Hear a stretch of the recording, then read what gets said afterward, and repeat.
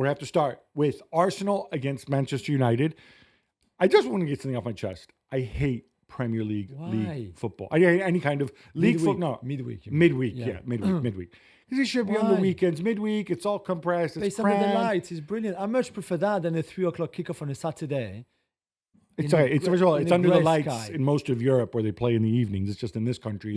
But that's try what I to mean. give So people a chance to get home to their families after whatever. Something different. It's not different. The only reason they do this is because the leagues are so bloated. There's so many teams in them and so many fixtures. But whatever. Arsenal win 2-0 to me. Not a surprise. Yeah. I think we need to start with Arsenal because this is a good run that they're on. Although this was also a game that you can't help but escape. I want to start with the set pieces because I've talked about how every time they have a set piece, the camera pans over to that guy. Nicolas Jauvert. Thank you. My brother. I can never remember the name. I'm like, oh, what has he concocted now, right? And I'm like, all right, guys, it's a little bit over the top. Statistically, you can't score that many goals on set pieces. You don't have to turn this guy into the Cristiano Ronaldo of set piece coaching. However, in this game, both goals came that way. Yeah. And I think also both goals were also the result, not just of good execution, but frankly, a good plan by Arsenal and a not so good plan by Manchester United. Fair? Yeah. I mean, Ruben Amorim said after the game, well, we only had 2 days to work on defending their set pieces, which might be true. Although I think you can put a plan in place in 2 days and still they could have defended better because it seems that Arsenal were always doing that near post in this game, the near post target, and that United kept being caught with it. And I don't know, I thought it was quite strange. The Saliba goal comes from the far post, so that's slightly a bit different, but there was a lot of rise to the near post combinations, if you want. I just think Arsenal are very good. 23 goals now since the start of last season in 18 months. That's a lot. What makes this good, I think, is the variance with which they do it. The fact that it's always different. And I am sure, I'm 100% certain that Amorim has some nerd on his staff. And he said, okay, go and look at all the Arsenal set pieces this season. And obviously we're going to defend zonally, but let me come up with 2-3 instructions to give to my players and so on. The problem is most of the Arsenal set pieces, they would have had Gabriel in them. Exactly. And he's not there. And so you're like, oh, this is different. About United, I don't think United played that badly. I think they deserved to lose. I was struck. You mentioned, we were talking about this off air, the squad review. Yeah. He wants to try different things, put different players. There's a level of experimentation there. This is my take. This is kind of a scheduled loss for United. It's Arsenal away. Yeah.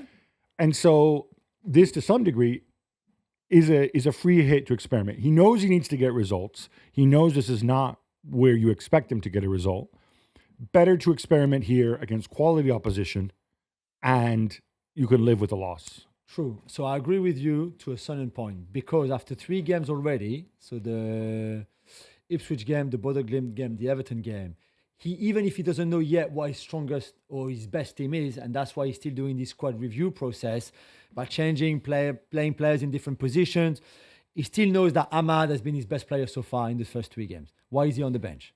Why is AMAD on the bench? AMAD didn't play the first half of the season. He's young. He's got plenty of energy. Because Tiro Malacia is back after some people thought he would never play Malacia again. On the left. AMAD plays on the right. It's got nothing to do with Malacia. Well, that's fine. But if Malacia comes in, somebody's got to come in on the right, right? So you move...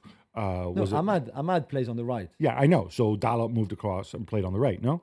Yeah, but why not starting AMAD?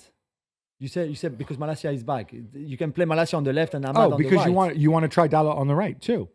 Because Dalot has played on the right before. But that's what I mean. I think there's a point where the squad review makes sense because he doesn't have much time to work at training, etc. But by now, he knows who the best players have been so far. We know who the best players have been so far. So why benching someone like AMAD for a game like that? And then at halftime thinking, yeah, that's not working. And we haven't brought anything going forward. We've just been defending. And they've frustrated Arsenal in that first half.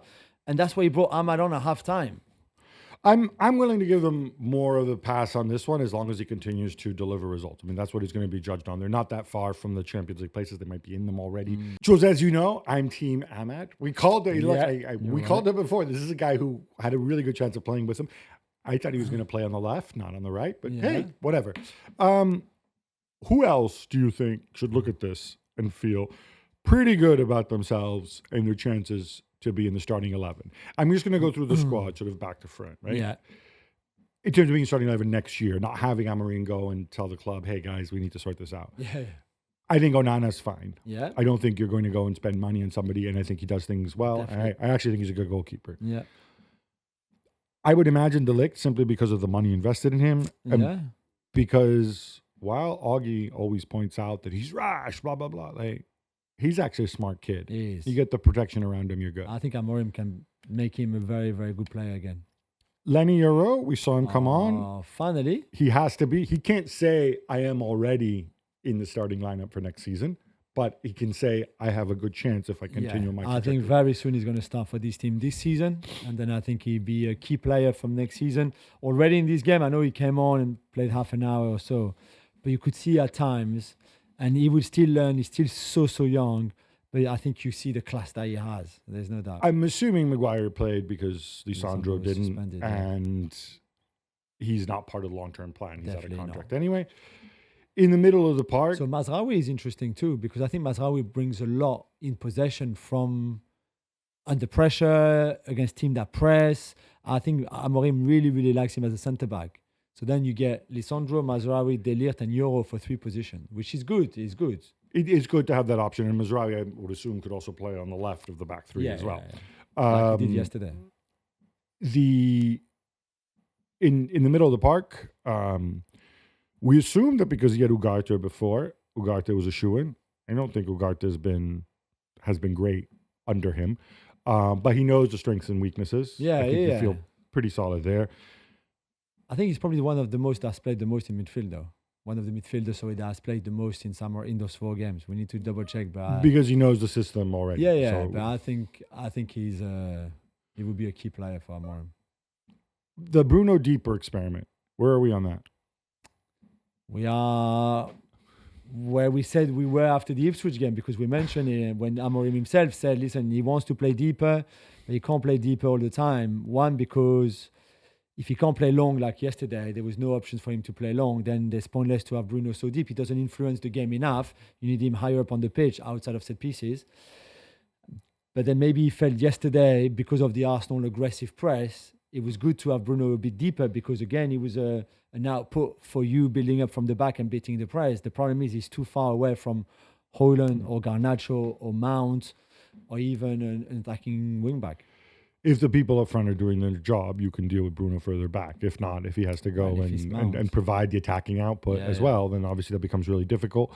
On the left, I think it's still very much open competition in the sense that I think Diogo Dalot, and I assume when Jallo's going to stay, there were some reports linking him with a move, but he's got to deal through 2027, I think, and he's on United money. Yeah.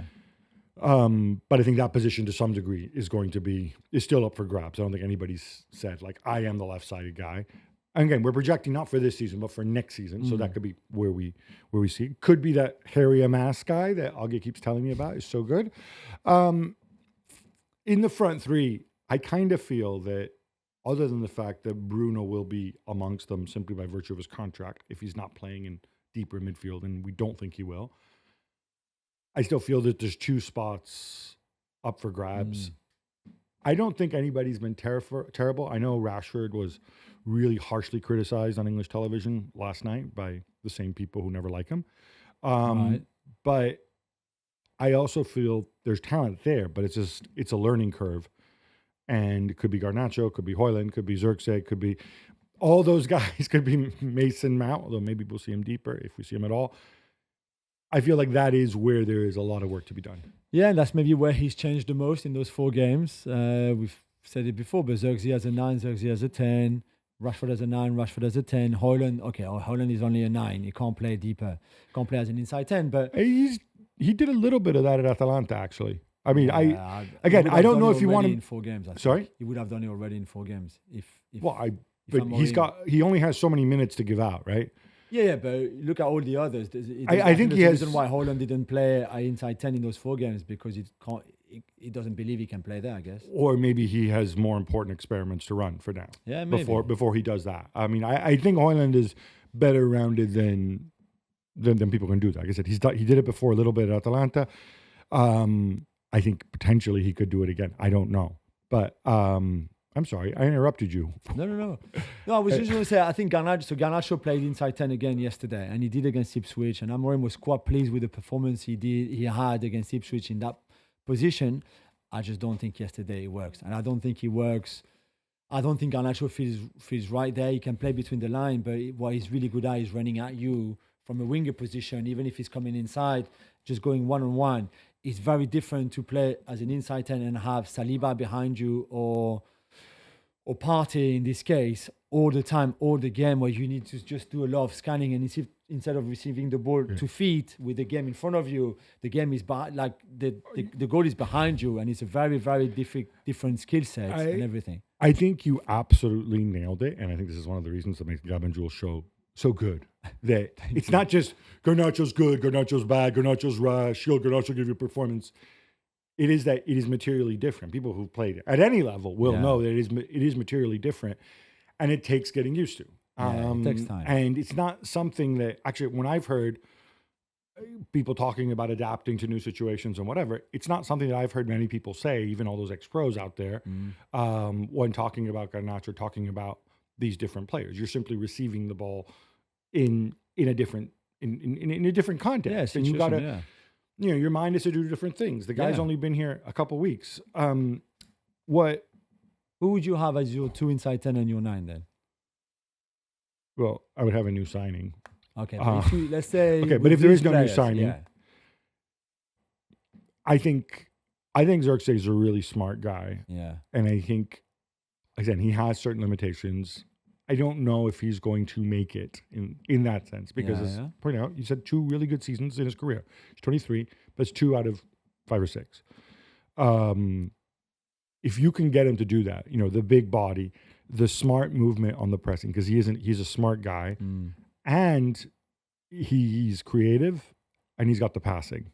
So if you can teach him that position effectively, then I think you're in a very, very strong position. And then the other one can be Bruno, just because he's there. And then up front, Højlund or Rashford, whoever kind of, you know, learns the movement, learns what you want. Now, it's obviously going to be different than it was at Sporting with Gyökeres, because they're different sorts of players. Especially if Rashford plays. But that's fine. You know, you can adapt to that. It's interesting with the learning process. And sorry, can I shoehorn a little Liverpool reference in here? Playing as an inside midfielder on the side of a 3, right, is going to be different than playing in front of the back 4, right? Yeah. I go back to Ryan Gravenberch and how quickly he learned that position. So to me, and I maybe Ryan Gravenberch is a super football brain. Maybe he doesn't. I generally don't know. It doesn't come across that way, but it's all there, right? So it can be taught. You can adapt to it pretty quickly. Some players can. So I just wanted to highlight that. I think you need to have a Gravenberch type transformation for a lot of these players for it to work, and that is the big challenge for Amorim. Back to Arsenal. If we take I don't know what the XG was in this game. You probably do, but if we take the set pieces out, I'm guessing it's going to be pretty close. Yeah, I think so. Is that a concern, or is it just not really a concern because it's midweek, it's United? United maybe not saying they came to defend, but that's going to be the mentality when you're away from home at the Emirates, right? Yeah, exactly. And I think their structure defensively worked really well. The way they marked Saka and Odegaard in the first half, especially. The problem is you can't do it really for 90 minutes. And I think you saw with Bruno, the problem as well with playing Bruno deeper is that defensively there's moments where he switches off a bit because he doesn't have the same defensive mindset than a Casemiro, for example, who's done it all his life, or even Ugarte. And there was certainly the little tweaks that Arteta made at halftime, less distance between the players, moving the ball a bit quicker, kind of worked. And then there was more influence from Odegaard and Saka. And I think once they took the lead on that set piece, after that, it was more control of the game. But they had 1 or 2 good opportunities to go forward, to score in open play, not on set pieces. Maybe not as they fluid best, but I think that's credit to United in the way they defended too. All right.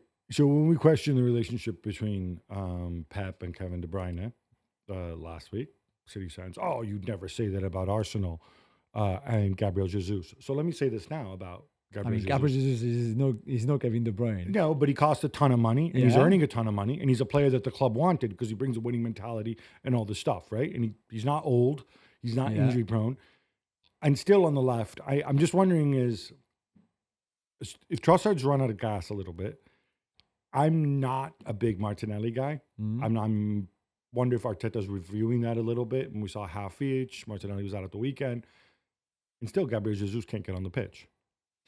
I think he sees more as the Havertz kind of replacement after him. So he will play more centrally than not, unless I think a couple. But of that's times he simply played him because wide this season he's there, and because- but that's simply because he's there and he's a live body, because he's clearly not capable of doing what Kai Havertz does. Certainly Other not than the in pressing part of the game. the pressing, but also the link up play is really good technically, Gabriel Jesus, we have to say. So he uses his body well.